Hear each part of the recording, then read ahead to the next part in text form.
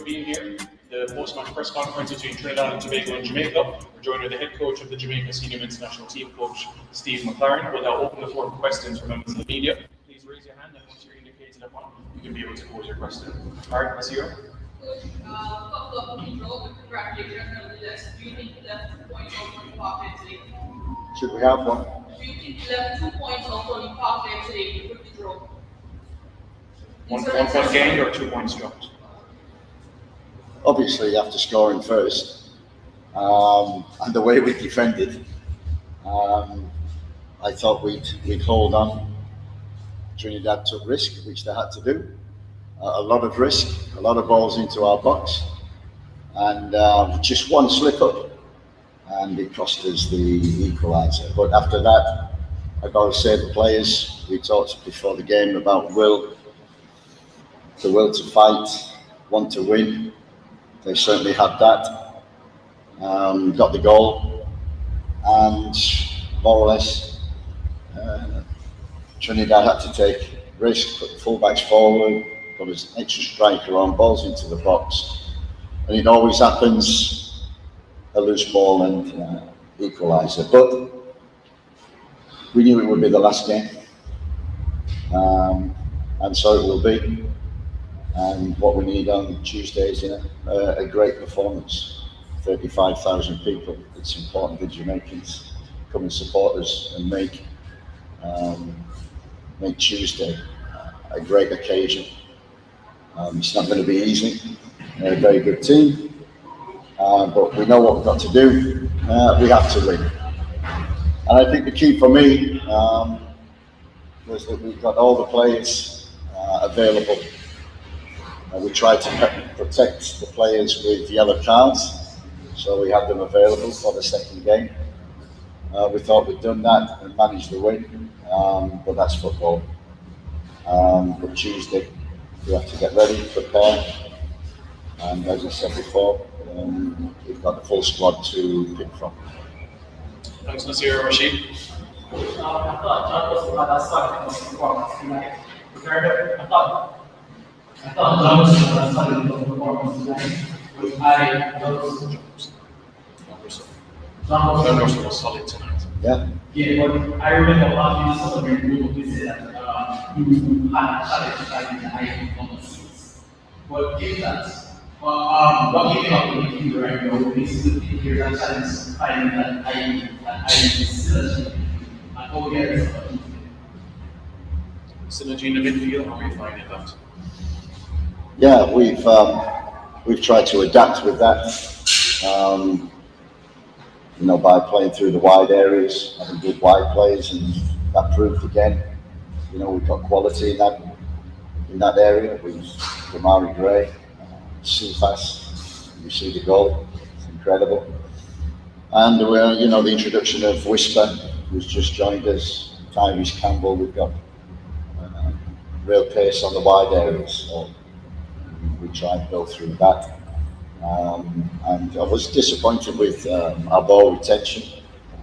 You're absolutely right in terms of how we built up. But we wanted to protect Dexter and the police. We wanted to protect Ian Frey. And we put Mason Holgate there against Spicer. And I thought he did a great job. They were a big threat on that left-hand side. And we tied it all together. And before the game, you said, would I take a draw? I said I would. But having been so close to a win, it does feel like a disappointment. We have to push that aside. The dream is still alive. 1 game to go, and we've got to make it decisive. Any other questions? Coach, playing after integrating atmosphere in your spirit. How would you describe playing in Trinidad and how would you describe the atmosphere? Yeah, it's a good atmosphere. It's great, and these are the games you love to play in.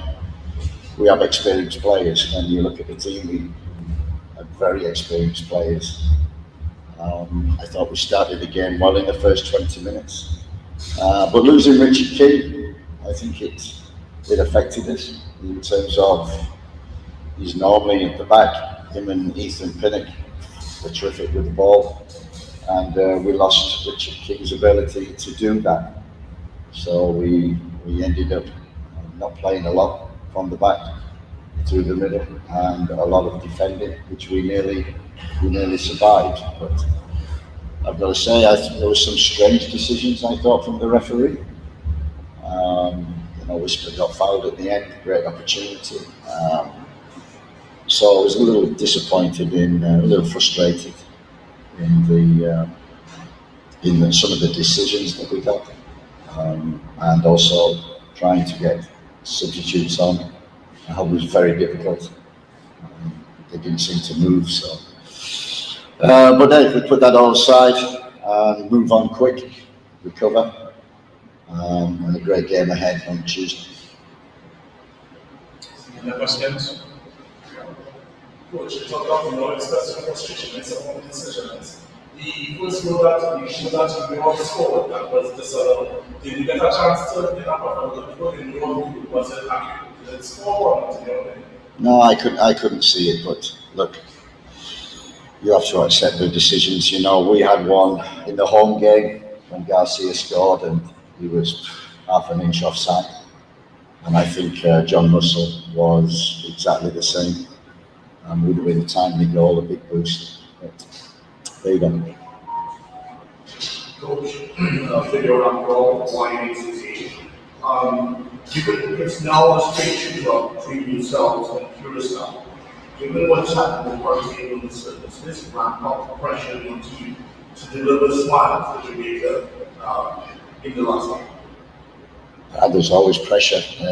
If we'd have lost tonight, if we'd have won, okay, then a draw would be enough. But there's going to be huge pressure, and that's why the fans are important. The supporters, the people of Jamaica, are very important to us on Tuesday, and we will try as hard as we possibly can.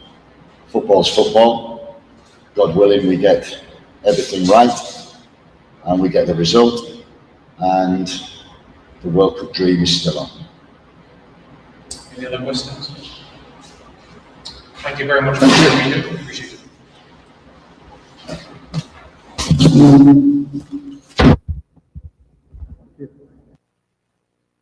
Good afternoon and welcome to Sports Talk right here on the family station, Love 101 FM. For those who are listening, you're probably wondering, why did Kathya start the show like that? Because I am still yet to wrap my mind on what exactly transpired Thursday night.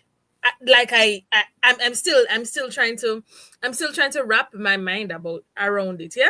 Still trying to wrap my mind around it. So maybe Kareem is in a better position than I am. Good afternoon, Kareem. How are you? Hi, Kathya. I'm good. I want to hear from you because I said, I wasn't going to tell you that I was going to talk to you, but seeing that, I am where I am and you are where you are, you have to talk to me. Kathya, let me tell you. But I watched the game. I want to see you as well because we need to figure out. Yes, let me turn on the camera here. Here I am. Mighty God, there we are. So listen, I watched the game. Yeah. Full 90 plus 8 minutes. I watched the whole game. And Kathya, I'm gonna be honest. You see, if this is the level of performances that we should expect when these guys go to the World Cup, I'd rather we stay home than go on a world stage and be embarrassed. Simple things like putting together passes, moving through the different quarters of the field and thing, it was so mind-boggling to me to just be like, yo, what is happening on the field? Like, the team has no identity. And we can't chalk it up anymore to not having quality players. Because we do have players who are performing at their club levels. We do have players who are performing wherever else. You know what I mean? And it's just like, why when they come to the national team, it's just like, who are these players? I mean, why are we having players?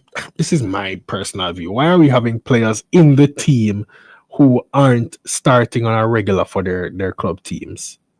That don't make no sense. Them have no match fitness. The 2 little days of them come to Jamaica and run up and down a stadium East going to give them match fitness, or run up and down at UA Bowl going to give them match fitness. That's crazy to me. And I mean, I understand that, you know, the history might be that, oh, yo, but he's been playing good anytime he play for Jamaica. But come on. I mean, you don't see a Brazil calling up a outlandish, let's say. You won't see a Brazil calling up an Oscar who instead of playing at China and them thing there. He's been forced to retire now because of a heart condition, but you don't see them calling up players like that who are not at the top. You have to call top level players and field those players. I don't see our team doing that. It's crazy to me. I don't know. And to be honest, I would really love for them to beat Curacao on is it Tuesday? On Tuesday. Tuesday. In front of a sold out national stadium. And I think they should actually open the bleachers to allow people to come and support the team because the team needs the support. But to say, I mean, I want the bliss that will come with that. After that, I don't know what's going to happen because I just feel like we're going to get this hard group if we make it to the World Cup, and then everybody just going to trash Jamaica. We're going to be a points bag. So I mean, I don't know. I watched the game. I watched the game in a Kathya, and I was just like, oh my god, I feel like I wasted my time. I really feel like I wasted my time. So I can't even imagine the fans who went to who traveled, flew to Trinidad and the sponsors who even went to Trinidad, because I know one of the sponsors from Sunshine Snacks. I know her, and she went there, and I'm just like, this is crazy. And there can't be any more excuses. And I feel like if we don't make it to the World Cup, I don't know when we'll have our next opportunity, but definitely Steve McLaren would need to be sacked before he even leave the national stadium on Tuesday. Really and truly. That's just how I see it. I mean, you haven't said anything that is not on my mind. Mm-hmm. I'll say that. But I'd also say I think something is wrong. You raised a valid point, and I'm going to go back to it. Mm-hmm. You said you don't understand why players, they look good in their club setup, but when they come to Jamaica, their performance is crazy, questionable, inconsistent. But I tell you what the problem is, and I've been saying this forever. It's with the national setup. It's with the coaching staff. It's the team's performance. Any team performance is not only indicative on players, but the coaches. So Steve McLaren, Marion Gordon, I know they have an advisor, Rudolph Speed. I don't understand. We need 3 people to be coaching a national team that cannot beat a team that is ranked 100th in the world. Hello? Ridiculous. And also Trinidad was without some of their top players due to injury. And we made a Trinidad retiree come out of retirement to score a goal. Yeah, to equalize.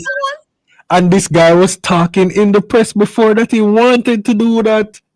And we are just here wasting time. I have several questions that I need answers to. Several. But before we answer those questions, as Kareem will stay with me, we're going to go for a first break. Because today, I have the time for the reggae boys. I have time. We'll be right back. Clap your hands, everybody. Come on. Are we in the end times? Come and find out where we are on God's timeline for the end of the age at a free public lecture and book launch to be held at the Kingston Church of the Open Bible, 12 Washington Boulevard on Sunday, November 16 at 5 p.m. Be there! All right. We're going to do a roll call. The Love Jockey is on duty every Saturday inside Youth Connection. Don't miss the hype. Don't miss the tunes. Don't miss the excitement with your boy, DJ Rebirth. Saturdays at 3 p.m. to 7 p.m. on the family station, Love 101. At 3 p.m., your DJ runs the gospel rhythm. Hot. Tune in at 4 p.m. for a time where we share a word to grow your mind.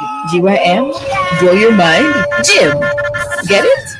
Grow your mind. And at 4:30 p.m., we share with you how young people are giving of their time and fulfilling their purpose inside Ministry in Action. We get a taste of poetry and spoken word inside Poetry and Praise. And you get to send us a WhatsApp message and request your favorite gospel song inside Gospel Faves at 5. All this and more every Saturday at 3 p.m. to 7 p.m. with your love jock, your boy, DJ Rebirth. It's all here on the family station. Love 101. Youth Connection. Shuboti and them figured him provide everything on vibe with we chat. Shuboti and them figured him alone make we appear when we did chat. Hey. Shuboti. November is Youth Month, and on the next Campus Connection, we will be focusing on science and technology. The impact of science and technology is huge. It is shaping how young people learn, work, and live. Some ways in which it is affecting youth and productivity include access to information, development of essential digital skills like coding, enabling flexible work arrangements, streamlining tasks, and improving collaboration on various platforms. Join us with special guests Ms. Cavell Hilton, STEM Builders Learning Hub Limited, Dr. Shara Watson, Executive Director of the Scientific Research Council, as they share how youth can upskill and stay ahead. Plus, don't miss our honorary segment featuring Damari Cyril, Region 6 Vice President of the National Secondary Students Council and a student at St. Jago High School. Campus Connection is proudly brought to you by Live Good Anti-Violence Campaign from the Ministry of National Security and Peace. Tune in on Tuesday, November 18 at 5:30 p.m. on Love 101, the family station.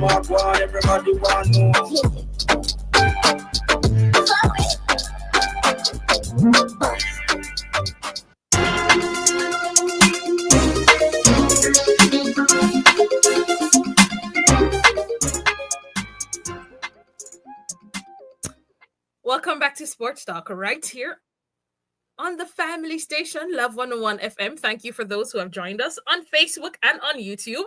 And if you're on YouTube and Facebook, you can see that I'm in a Jamaica shirt. You're probably wondering, why am I in a Jamaica shirt? It's not tax season. It's not by accident that I put on this shirt today. So before the break, we were talking about the Reggae Boys' dismal performance against Trinidad and Tobago, because that's how I put it.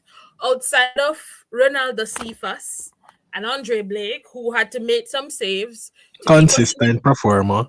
To keep us in the game. Yeah, man.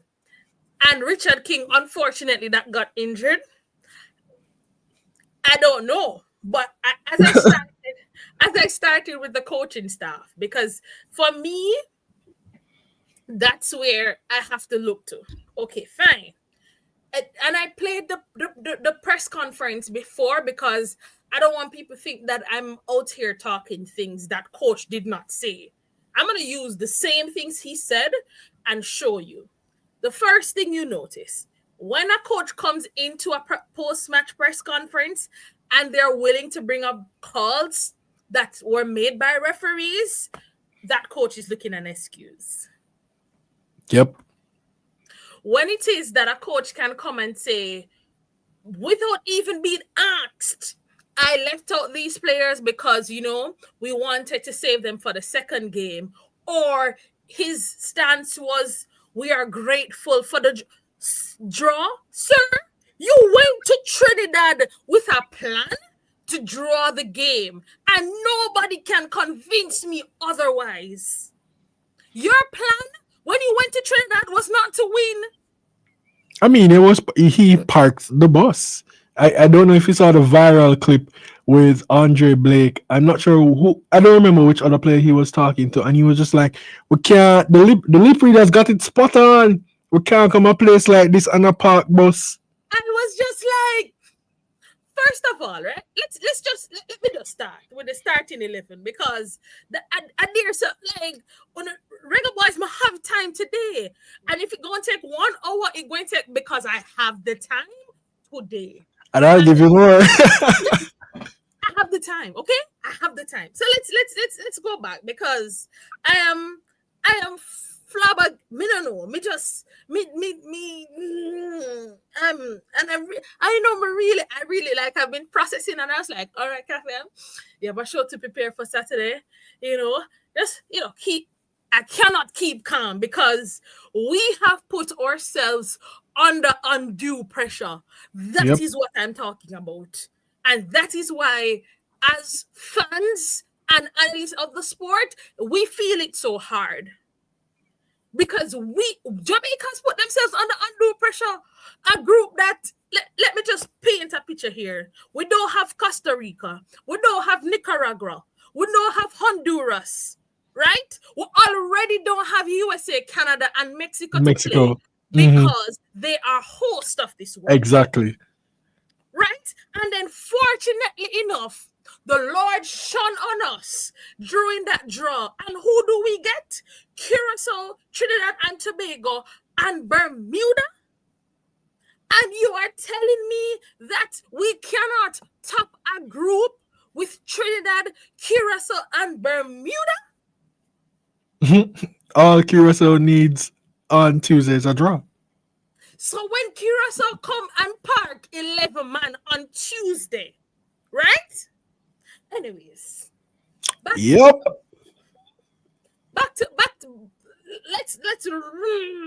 let's rewind a little. For those who are maybe under a rock and don't know what we're talking about, we're talking about the Reggae Boys performance against Trinidad and Tobago in the final round of the World Cup qualifiers that took place on Thursday night in Trinidad and Tobago. Cool.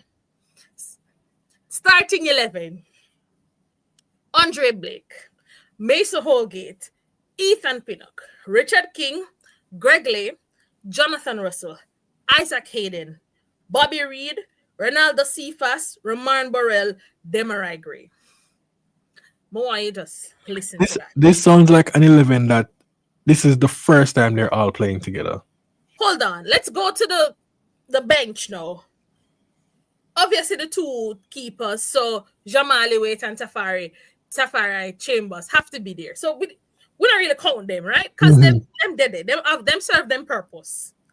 Dexter Lembakisa, Damian Lowe, Ian Frey, right? Rico Henry, Karoy Anderson, Shamar Nicholson, Bailey Takadamateri, Tyrese Campbell, Dujon Richards, and Kaheem Dixon. That's the bench. And you said Ian Frey. I want people to understand that Ian Frey plays week in, week out for Inter Miami FC. No, all right, fine. Coach said he didn't play Lembakisa, he didn't play Ian Frey, and he didn't play Shamar Nicholson because they were on yellow cards. And if they got another yellow card in this game, they would have missed the next match. Mm-hmm.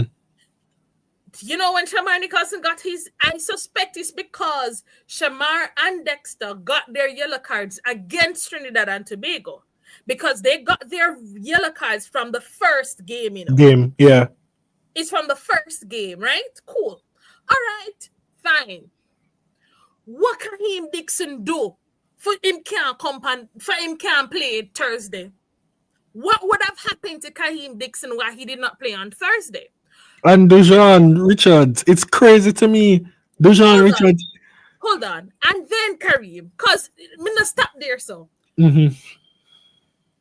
If Warner Brown is fit to play, to be in the squad, if there was a concern about Shamar Bosa Nicholson, why not leave Nicholson out of the team? You had no intention of playing Shamar Nicholson. So leave him out of the team. Put Warner on the bench. As a matter of fact, put Warner in the starting 11. To give you more options. But like you said, he had no intention of playing Shamar Nicholson. So it's just like, him not going to play Warner Brown either. I don't understand. If your excuse after the game, coach, is that you did not play these players because they were on yellow cards, why are they on the match card then? And why are other eligible players who can play because they're not on the yellow card warning, why are they not on the bench as options? Right? Why play Roman Burrell for 81 minutes? If your striker cannot give you a goal at halftime, why did we keep Roman Burrell for 81 minutes? Not only that, why did we keep Roman Burrell for 81 minutes? And when you substitute, you don't even say, okay, Kaheem, let me give you 9 minutes of the game. No, you bring on somebody you just brought in the squad, Enrico Henry. Are you kidding me, sir? Didn't Rico Henry get his clearance from the England FA like the day of the match? The morning. Okay. You know, I don't even know if Rico Henry traveled to Trinidad on a Jamaican passport, because apparently there was no light at Pica and his passport couldn't be printed. That's crazy. That's crazy. Crazy. I have the time today. And I can't, I'm like, this is no madness, because I cannot. And I listen to the press conference, and I listen to it, and I've listened to the pre-match, and I listen to the post-match. And I say, you know what? From day one, from the first game, for those who have been following, from the first game, right? From the first game, he has been saying, oh, it's going to go down to the last window. Oh, it's going to be going down to the last match. And it didn't happen. And had no intentions of ensuring that we qualified smoothly. He's like, I am going to pick the hardest for this team to qualify. Maybe he has a savior complex. I don't know. There's something I don't even want to call it passive aggressive. I just don't understand. Like I've been to so many press conferences. This is now a year now since he's been coaching the squad. 18 months. I've maybe been to like 90% of the press conferences, and I'm still not able to understand this man. I don't know. Maybe it's me or something. But I'm still not able to understand his tactics, his methods, his ideology. I don't know. Like, after 1 year, as somebody who follows sports and you know do all of this, I should be able to be like, oh, this is how coach plays. This is how he plays. I can pinpoint that. This is 1 year later, and I'm still not able to say whatever. All I'm able to say is that when pressure comes, he is going to put on 5 defenders and try to defend one goal. Yep. I have like that's why it's so lost on me. Like, even looking at Dujon Richards, I'm thinking, you are watching. I'm sure Jamaica's system, the setup of the national team must have scouts. So you're seeing that Dujon is performing, right? He's performing at the club level, under 23, whatever he plays, he's performing. You bring him into the national setup, and you have him on the bench until how much o'clock in the game? Not even that. When you bring him on the bench, the team is defending. The person who is supposed to be playing 1v1, you bring them on the pitch to defend. Because at 60 minutes, at 50 odd minutes, we're playing a defensive game. stay with us. We're gonna go for a second break. Yeah, man. I tell you, I have the time. I have the time. Time has been had. We're gonna go for a break right here on Sports Talk. We'll be right back.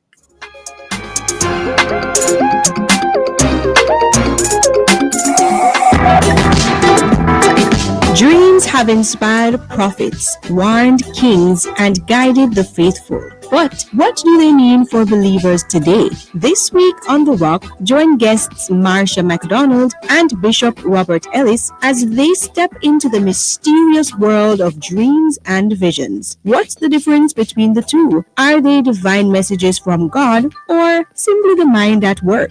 From Joseph's dream of destiny to modern testimonies of supernatural guidance, we'll explore how to discern what's real, what's imagined, and what's revelation.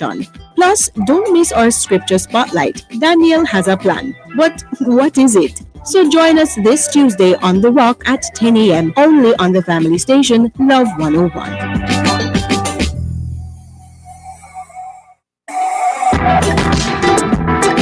Dreams have inspired prophets, warned kings, and when the winds die down and the waters recede, the real storm often begins, the one inside. This week on Family Time, join host Roland Gale as he sits down with guests Dr. Hyacinth Peart and Reverend Mike Aiken to talk about the emotional and mental toll Hurricane Melissa has left behind. Broken homes can be rebuilt, but what about the wounded hearts, the saddened spirits, and the confused minds still trying to recover? From adults struggling to start over to children who grow fearful every time it rains, and even the helpers who are emotionally drained. How do we heal after disaster? Join the discussion on Family Time, Monday, November 17 at 5:30 p.m. right here on the family station, Love 101. Are you interested in what happens in the world of sports? Do you want to hear from athletes and coaches as they talk about their perspective? Join me, Kathya, right here on the family station Love 101 FM for Sports Talk every Saturday from 1 to 2 p.m. That's Sports Talk 1 to 2 p.m. right here on the family station Love 101.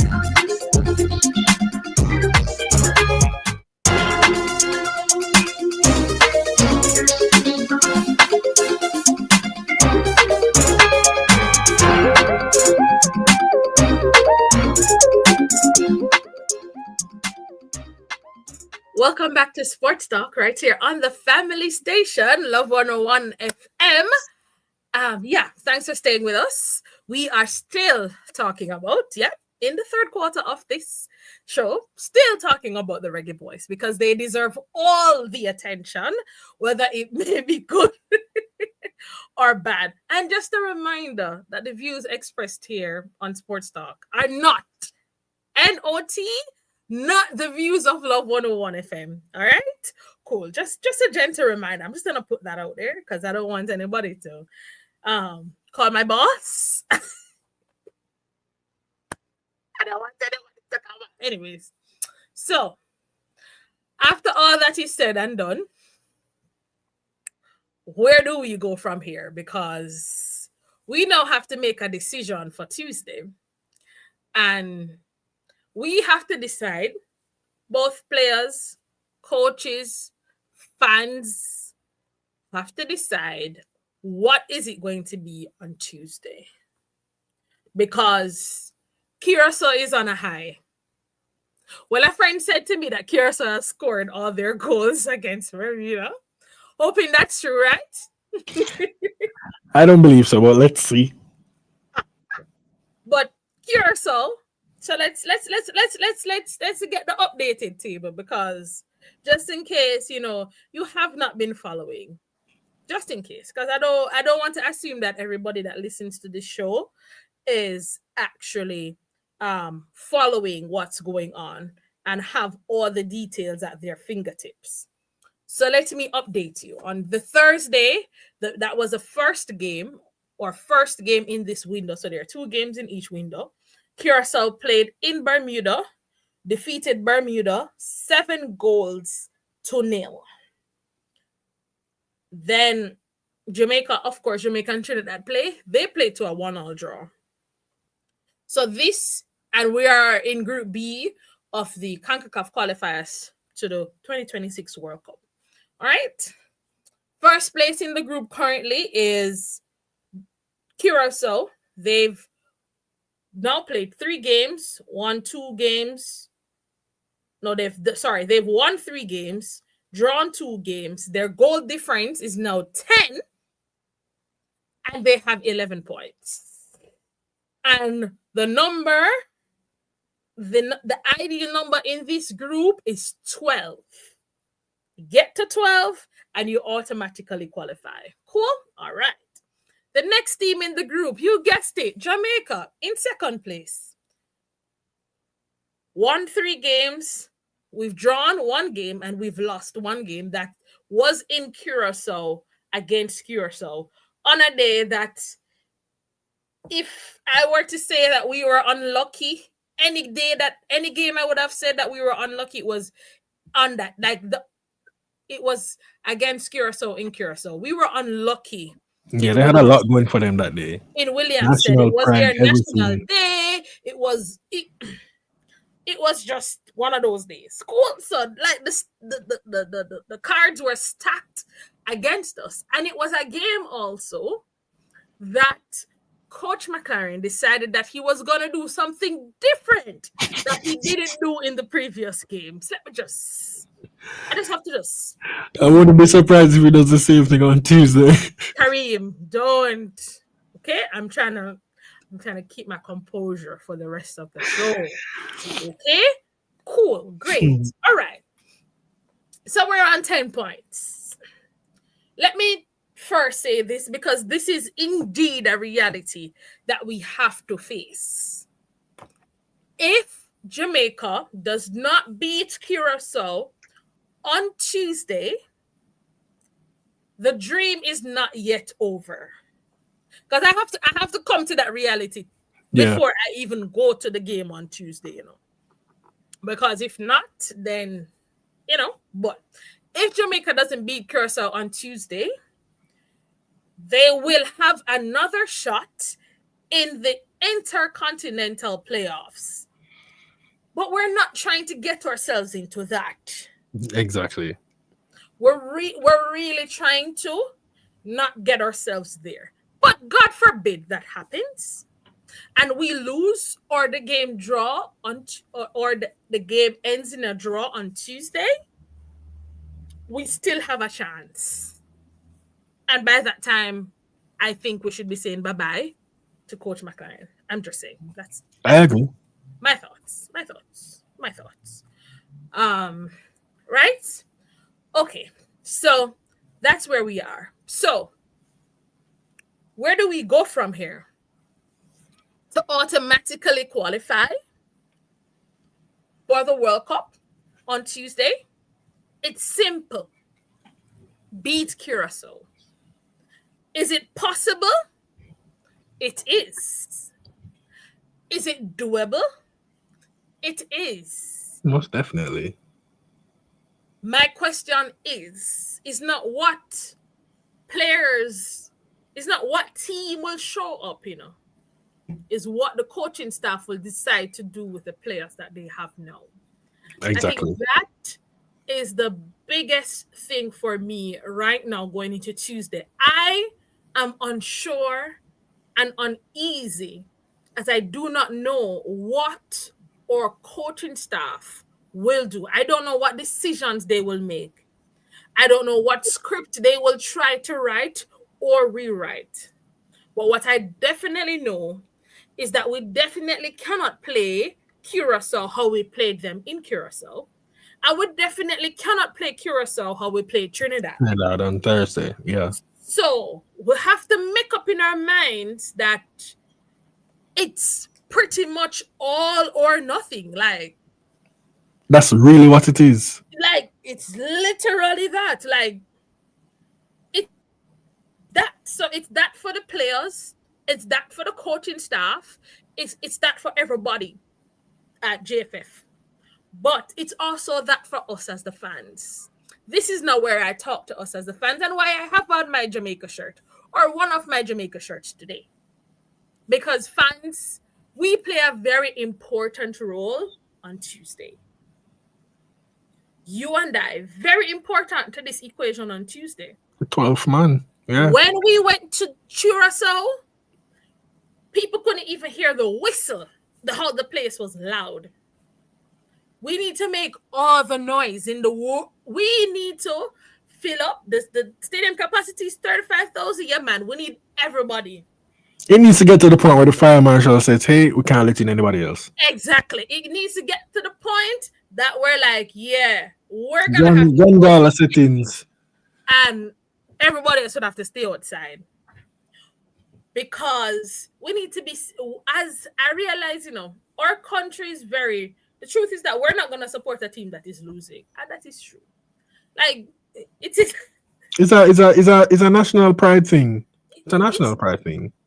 Only for Jamaica, because other teams support their team when they're losing. We lose our job. Yeah, Jamaica not do it though.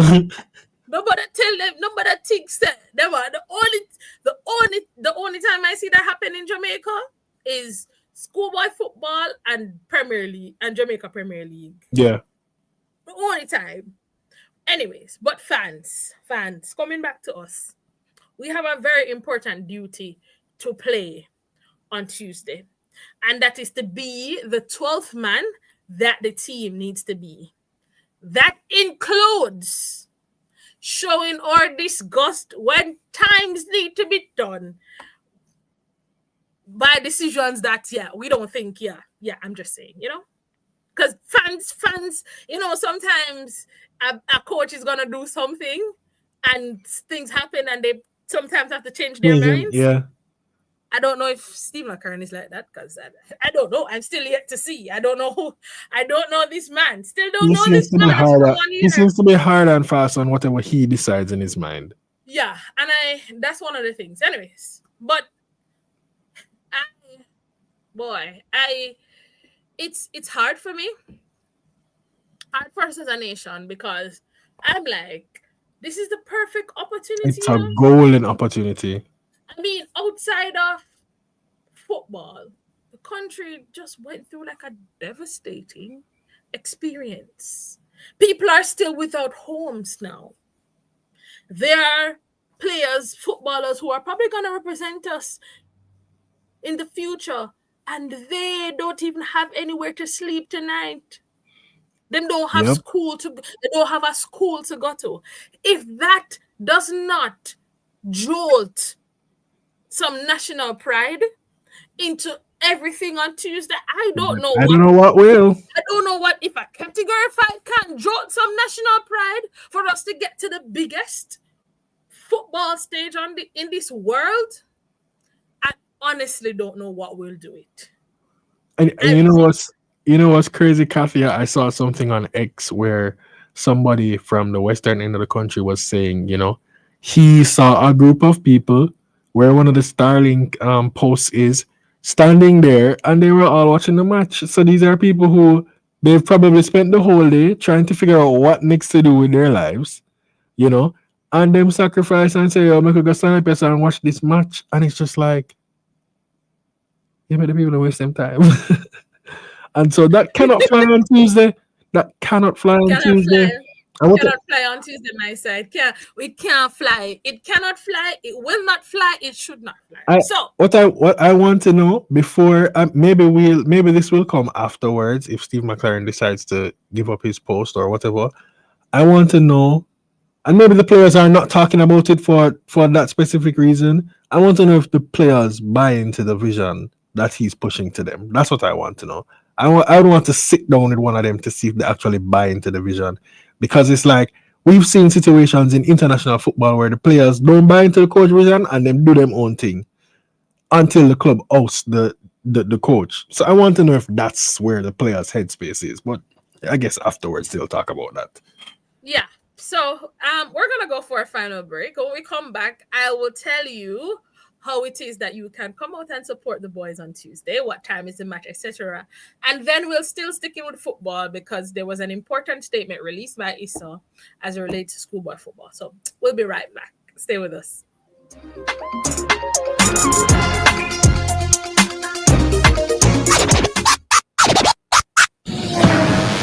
right, we're gonna do a roll call.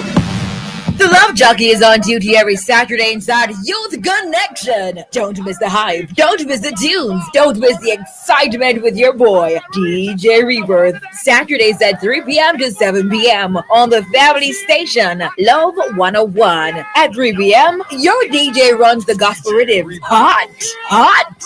Tune in at 4 p.m. for a time where we share a word to grow your mind. GYM? Grow your mind? Jim. Get it?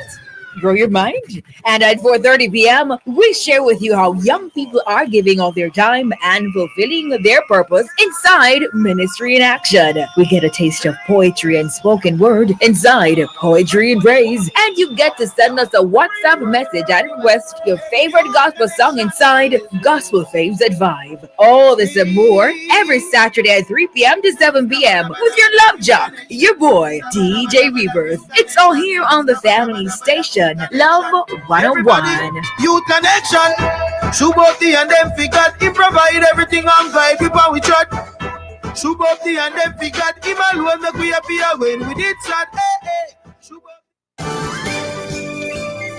For the best in Sunday morning gospel, nothing beats listening to Sunday Praise on Love 101 FM with me, your host, Derval Graham. You will hear today's favorites, yesterday's classics, and pretty much anything else in between. And there's plenty more besides the music, including Living Well, your Sunday morning health and wellness feature, plus opportunity for you to share your thoughts and send your dedications to family and friends. So get your day and indeed your week off to a great start. Tune in to your family station, Love 101 FM, this and every Sunday morning at 6 for Sunday Praise.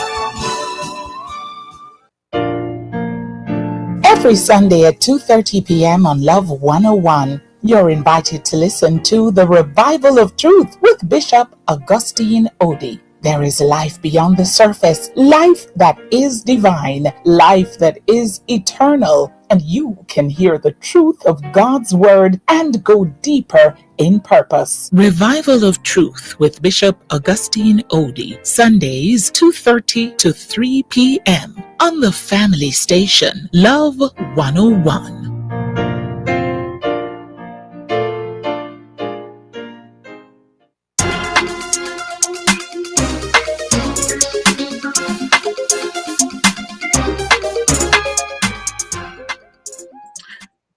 Welcome back to Sports Talk right here on the family station, Love 101 FM. If you are just joining us, we are in our final segment of the show today. And Kareem has been an awesome stay with me guest. Thank you. Right. All right. So, fans, everybody, boy, girl, man, woman, All dog. Anybody, right? It's Tuesday, November 18 at the National Stadium. It's at 8 p.m. So for those who, because you see the traffic has been trafficking, right? Crazy. For those who have been on the road, you know that in the evenings the traffic have been trafficking. So here what you're going to do. For those who are within the area of the National Stadium, nobody try drive to the stadium, all right? Park at your workplace and take take the trek. For those the New Kingston people, please just walk to the stadium. Don't bother trying to drive to the stadium. And some people just carpool. Yeah, man. Carpool, but I think the gates open pretty early on Tuesday. So if you want to take your lunch early, well, not take your lunch early, but not take any lunch so you can leave work early, I'm sure you can do that. So Tuesday, November 18, it's a date for all of us. You're all welcome. I just saw on the GFF page, grandstand now is 90% sold out. That's good. So if your intention is to sit in grandstand, please hurry up. Buy thy ticket. There is premium bleachers, and if you don't know what premium bleachers is, where premium bleachers is, that's the area quite opposite to the grandstand. So you have the same view of the field as the grandstand, but not with a covering. right? And then you have the regular bleachers after that.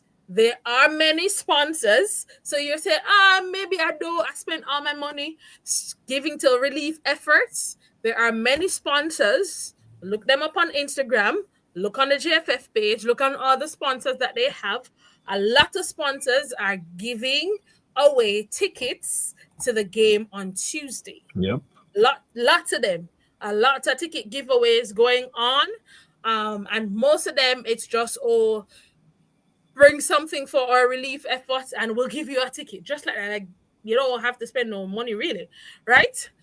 So yeah, Jamaica, all of we are one. And this is the time for us to stand with each other. The color for Tuesday, it's yellow. So if you're coming to the game, whether I'm gonna go to the statement that the marketing manager of the GFF went to Miss Avery Campbell. She said whether I have to carry it to work or whether you're going to wear it to work on Tuesday. But the color that we are wearing to stand together, all of we are one on Tuesday, is yellow. So I don't know where you're gonna find yellow. If you don't have yellow, go find it. So yeah, that's that. All right, cool. Before I run out of time here on the show, I'm gonna go to ISA because there was a statement released by the Intersecondary Sports Association yesterday, and it spoke about the games or Manning Cup, Da Costa Cup. I also heard an interview with Mr. Keith Wellington, who is the president of ISA, whose school was also affected badly by Hurricane Melissa. But this is what they say, all right? The Intersecondary School Sports Association, ISA, has concluded its deliberations on the resumption of the inter-school sports competitions after the passing of Hurricane Melissa and its devastating impact on Western Jamaica.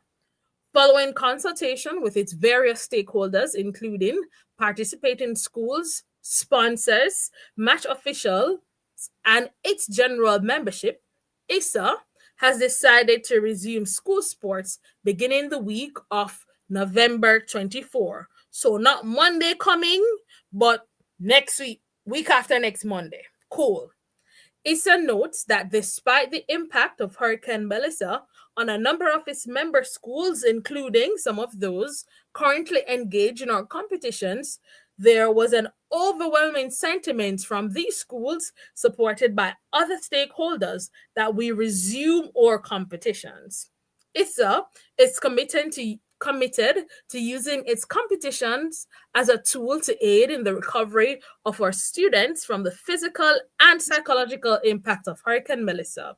As such, we will be engaging our stakeholders, including the general public, in our post-Melissa competitions activities geared towards our hurricane relief efforts in support of affected schools. The full revised format and schedule for netball for under 19 and under 16, basketball for under 19 and under 16, and the Manning and Da Costa Cups will be published on Thursday, November 20. So that's next week, Thursday. Right. The decision was taken to suspend the start of the junior football competitions to the start of Eastern term in January 2026. That means Colts and Pepsi competition will be played in January. Cool. The Manning and Da Costa Cup competition will resume at the round of 16 state, which it was at on Friday, November 26, 2025, and on Friday, November 28, 2025, and Saturday, November 29, 2025. ISA reiterates its support for our member schools in the challenging time and commits to providing the opportunity to our students to be engaged in wholesome sporting activities as a part of the process of healing and recovery as they attempt to return to normalcy. And if you were with me last week, you would have heard me say that you would have heard me used when I was speaking about the ISA competitions, about our students needing some some sort of normalcy. And I'm very, very happy that ISA, along with his stakeholders, along with consultations with the schools, have taken the decision to resume sports as best as possible, because it is very important. And I spoke specifically to the Manning Cup, but it's good to see that also the DaCosta Cup will be able to be resumed, as well as the under 16 and under 19 basketball competitions. Right now, a lot is dependent, especially those students competing at the under 19 level. A lot of their future is dependent on how they will play this season, and we cannot afford. It will be difficult to tell a child that they're not able to get that college sponsorship or that college scholarship because they did not play in their final season of high school or eligibility for high school. That would be a very, very difficult thing to say to a child, especially seeing that this child is probably without a house, not have no school to go, but arrangements are being made for them to play at other schools. Yeah. So I just wanted to go back through the zones for the Issa Manning Cup, the Costa Cup, so we can see what's going on here. All right, cool. So let's go. In the Da Costa Cup, let's go zone 1. So zone 1 consists of Cornwall College, Christiana High, William Memorial, Malden. Zone 2, Ocho Rios High, Stets, Kemps Hill, Old Harbor. Zone 3, Glenmere, Garvey Maceo, Clarendon College, Magotty. Zone 4, Dental Technical, McGrath, Manchester, and Manning School. And six schools out of the 16 schools participating in this competition were some of the most affected schools in the West. So, and they have also come into port to say, yes, we, as the schools, partnering with other schools and, ensuring that the players get a chance to play. All right. In the Manning Cup, so we go to the 16 schools in the Manning Cup, if I can find it back. Well, if I can't, then yeah. But I mean, the Da Costa Cup was more important right now because I needed to tell you or explain how many of those schools would have been affected directly by Hurricane Melissa. And it's good to see that this decision has been made. As I said, it's a very, very important decision because one thing we don't want to do is for a child to suffer because, a natural disaster happen. And, they already are facing other sufferings. So to have some sort of normalcy is good because the truth is that some of them may not even be able to do their CAPE exam. So this is maybe this is literally their last chance of probably getting into college. That is a harsh reality that we face. But yeah. I actually just saw something on Observer's page that they posted it 2 hours ago saying ISA may host college tryouts for graduating players. So hopefully that's something that they actually say, okay, we're going to do this because then it's another avenue to get these kids into college and get them full ride scholarship. Yeah. Because I mean, let's face the fact, Kareem, that's how some of our kids are gonna get into college, like without a sports scholarship. And I'm not just talking about football, but right across the board. Without sports scholarships, some of these students have no opportunities to get into college because their parents just cannot afford it. Yeah, like that is a reality that we face in this country. It's not. It's not. That's a harsh reality that we face in this country. So I'm happy to hear these news when they happen. And as I said, also the kids need some sort of normalcy as well. I think something to make it feel. Yeah, and it might be a mental relief for them. Yeah, because they Yeah. get to express themselves in other ways other than Yeah. being cooped up at a shelter or something, not best, a facility that is not best conducive for learning or anything like that. All Agree. right, so this has been Sports Talk. Remember, Tuesday, the National Stadium, 8 p.m. I'm looking forward to seeing us all. 8 p.m. Come out in your gold or your yellow. Gold or yellow. Well, it's really yellow, but gold. Gold because it's a gold, it's national color. But yeah, gold, yellow, same thing. Some of us don't know the difference between gold and yellow. I don't think that needs to be a debate right now, whether it's gold or yellow. Let's show up. That color, please come. Thank you for tuning into Sports Talk. Kareem, thank you so much for No being my problem. co-host, co-guest today. Yeah. All right, this has been Sports Talk. I'm wishing you a fantastic rest of your afternoon. Tuesday, 8 p.m., National Stadium. We have a date. See you then. Bye.